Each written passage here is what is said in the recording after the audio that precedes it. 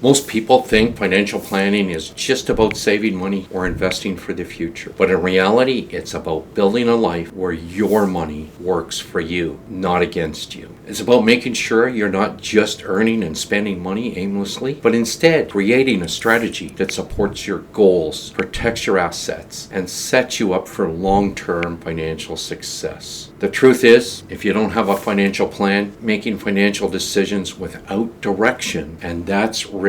Without a plan, you might overspend, undersave, or miss out on opportunities that could significantly improve your financial future. Hi, if you're new here, my name is George McConechy, and I'm a portfolio manager at Novus Pro of Raymond James. I help families and individuals navigate an increasingly complex and volatile investment environment by helping them to develop customized financial plans that turn technical knowledge into practical, actionable strategies. With the help of registered financial planners, we work together to create a plan unique to you, the individual. What is financial planning? At its core, financial planning is about understanding where you are financially today, where you want to go, and how to get there. It's a step-by-step approach that helps you take control of your money rather than letting your money control you. A solid financial plan includes setting clear goals. This could be retiring comfortably, building a home, buying a home, traveling, or even starting a business. Your financial plan is built around what you want,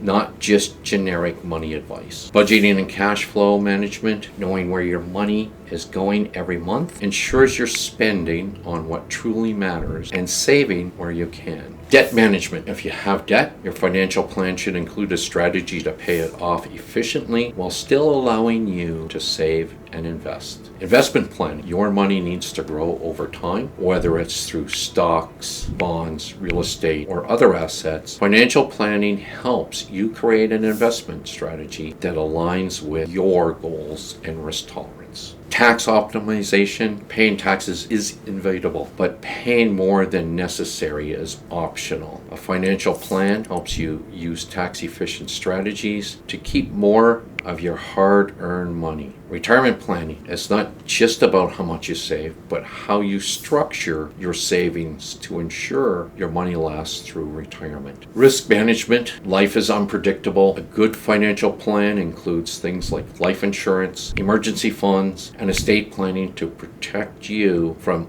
unexpected setbacks. How to get started with financial planning? If you've never created a financial plan before, it can feel overwhelming. Where do you start? What do you need to consider? The good news is you don't need to have everything figured out right away. You just need to take the first step. Here's how you can start building a strong financial foundation. Number one, get clear on your goals. Most people think of financial planning as just saving money. But saving for what? A down payment? Early retirement, a comfortable lifestyle. Before you can create a plan, you need to define what financial success looks like to you. Ask yourself, how do I want to live 5, 10, or 20 years from now? What major expenses am I planning for? Buying a home, kids' education, travel, those kind of things. When do I want to retire, and what kind of lifestyle do I want in retirement? Your financial plan should revolve around your real life goals, not just generic advice about saving and investing. Number two, understand your current financial situation. Before making changes, you need to know where you stand today. That means taking a hard look at your income. How much do you make each month? Your expenses. Where is your money going? Your debt. Do you have high interest debt that needs to be paid off? Your savings and investments. How much do you have set aside for emergencies and long-term growth? Tracking your income and expenses for a month can be eye-opening. You might find you're spending way more on certain things than you thought, or that you actually have room to save and invest more than you realize. Number three, build a budget that works for your budgeting. Doesn't mean cutting out everything fun.